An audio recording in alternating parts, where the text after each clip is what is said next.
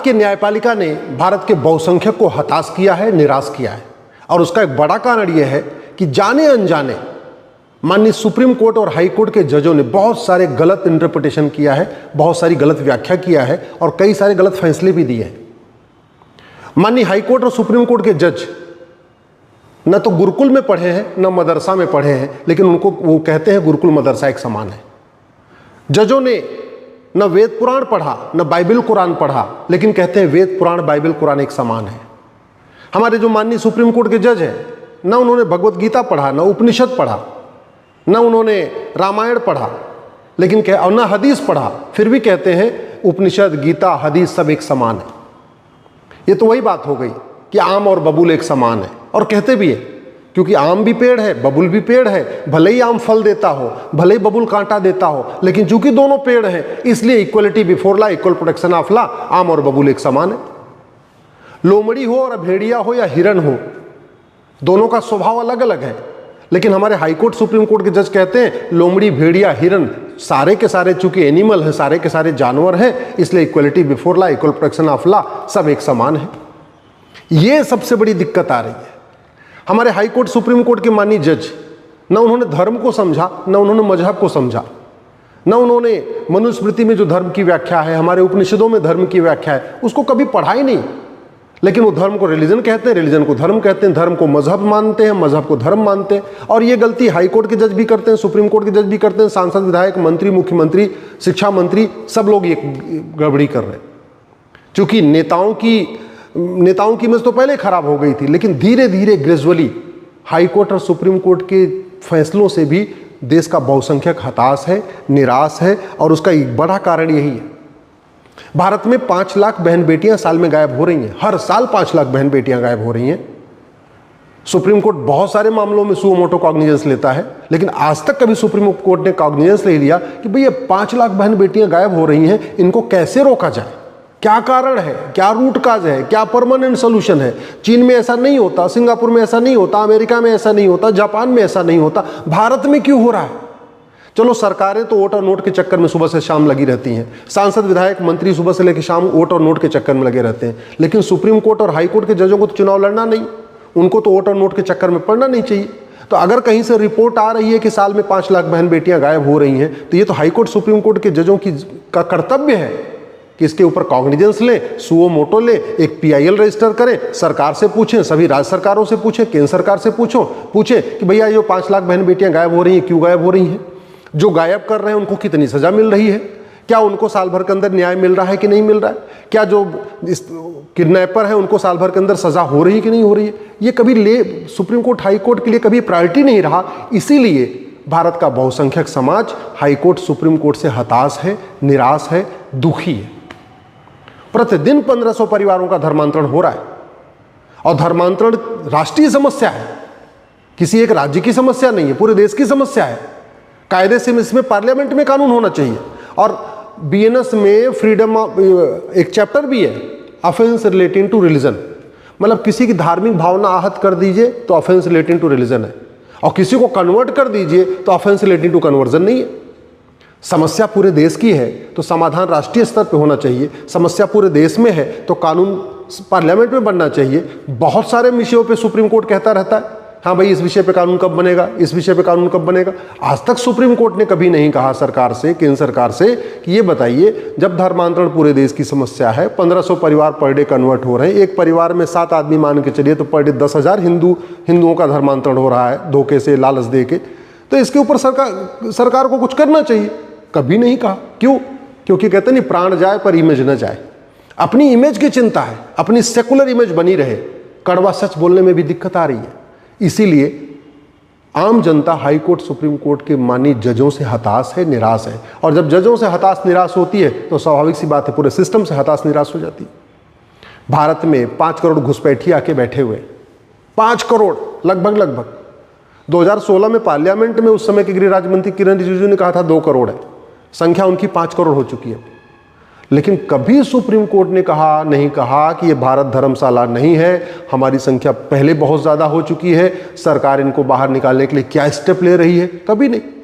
चलो नेताओं की बात समझ में आती है, उनको तो वोट और नोट चाहिए, उनको तो घुसपैठियों का वोट चाहिए, लेकिन सुप्रीम कोर्ट और हाई कोर्ट के जजों को ऑटो और नोट थोड़ी चाहिए। वो तो रिटायरमेंट हो जाएंगे, अपना काम अपने कुछ और काम करेंगे, उनको चुनाव लड़ना नहीं। फिर भी घुसपैठ के ऊपर बोलने में ऐसे लगता है प्राण जाए पर वचन न जाए, प्राण जाए पर इमेज न जाए। हमारी इमेज, सेकुलर इमेज खराब नहीं होनी चाहिए। ऐसे लगता है घुसपैठियों के खिलाफ बोल देंगे तो सेकुलर इमेज खराब हो जाएगी। इसीलिए बहुसंख्यक समाज हताश है, निराश है, दुखी है। भारत में लब जिहाद हो रहा है, लैंड जिहाद हो रहा है, जमीनों पे अवैध कब्जा हो रहा है। और जमीनों पे अवैध जो कब्जा हो रहा है, जब कुछ राज्य सरकारें उस अवैध कब्जे को हटाने की कोशिश करती हैं, बुलडोजर चलाने की कोशिश करती हैं, तो बीच में सुप्रीम कोर्ट का आके खड़ा हो जाता है। उसको हर जगह ह्यूमन राइट की चिंता हो जाती है। अरे मानवाधिकार मानव का होता है, दानव का नहीं। मानवाधिकार सही लोगों का होता है, गलत लोगों का थोड़ी। आपके घर पे आके कोई कब्जा कर ले और फिर सरकार बुलडोजर चलाने आए, तब तो आप नहीं रोकेंगे, तब तो आप कहेंगे हाँ भाई जल्दी से बुलडोजर चलाओ, इसको खाली करा दो। अगर मान लीजिए किसी हाई कोर्ट, किसी सुप्रीम कोर्ट के जगह खेत पे लोग घुसपैठी आके कब्जा कर ले, वहां झुग्गी बना ले, तो क्या फिर सुप्रीम कोर्ट और हाई कोर्ट के जज ये बात कहेंगे कि नहीं बुलडोजर नहीं चलना चाहिए? हल्द्वानी में रेलवे की जमीन पे कब्जा हो गया, सरकार वहां मुकदमा लड़ी, हाई कोर्ट में जीती, सरकार ने कहा अब इसको हम हटाएंगे, तो सुप्रीम कोर्ट ने स्टे लगा दिया। स्टे आज तक चल रहा है। आज तक हल्द्वानी में रेलवे की जमीन खाली नहीं हुई, और वो किसके कारण? माननीय सुप्रीम कोर्ट के कारण हुई है। मुझे समझ में नहीं आता, सुप्रीम कोर्ट को हर जगह ह्यूमन राइट की चिंता आती है। माओवादियों की ह्यूमन राइट, नक्सलियों की ह्यूमन राइट, जो जमीन पर अतिक्रमण कर रहे हैं उनका ह्यूमन राइट, आतंकवादियों का ह्यूमन राइट, कन्वर्जन करने वालों का ह्यूमन राइट, सबके ह्यूमन राइट की चिंता है। भारत में जो ईमानदार लोग हैं, जो ठीक से रहना चाहते हैं, जो भारत को सुरक्षित देखना चाहते हैं, उनके ह्यूमन राइट की चिंता नहीं है। देश सुरक्षित कैसे होगा उसकी चिंता नहीं है। तो या तो इतनी दृष्टि नहीं है कि हम जो कर रहे हैं उसका साइड इफेक्ट क्या हो रहा है, और शायद नतीजा यही है। आज की डेट में सोशल मीडिया में हर चीज़ की समीक्षा होती है। अब वो ज़माना चला गया कि लोग समीक्षा नहीं करते। समीक्षा पहले भी होती थी, लोग कम करते थे। आज की डेट में समीक्षा करने का लोगों के पास अवसर है। फेसबुक है, ट्विटर है, इंस्टाग्राम है, व्हाट्सअप है, सब पे है। जिसको जो उचित लगता है वो लिखता है, और अगर बात सही होती है तो एकदम आग की तरीके फैल जाती है। इतनी तेजी के साथ समीक्षा हो रही है। इसलिए मैं माननीय सुप्रीम कोर्ट, हाई कोर्ट के जजों से कहता हूं कि आप जो कुछ कर रहे हैं उस पे इस बात का ध्यान रखिए कि आपके ऑर्डर का, आपके जजमेंट का, उसका रेमिफिकेशन क्या हो रहा है। भारत की डेमोग्राफी पर डे बदल रही है, और बहुत तेजी के साथ बदल रही है। और भारत की डेमोग्राफी बदलने का कारण क्या है? लब जिहाद, लैंड जिहाद, ड्रग कारोबार, ह्यूमन ट्रैफिकिंग, अपराध, भ्रष्टाचार। घुसपैठ का मूल कारण क्या है? भ्रष्टाचार। घुसपैठी आते हैं 2000 दे के, अंदर आते हैं 2000 में आधार, 2000 में राशन कार्ड, 2000 में ड्राइविंग लाइसेंस, 2000 में birth certificate, 2000 motor ID. Bharat में सबसे आसान काम है आधार बनवाना।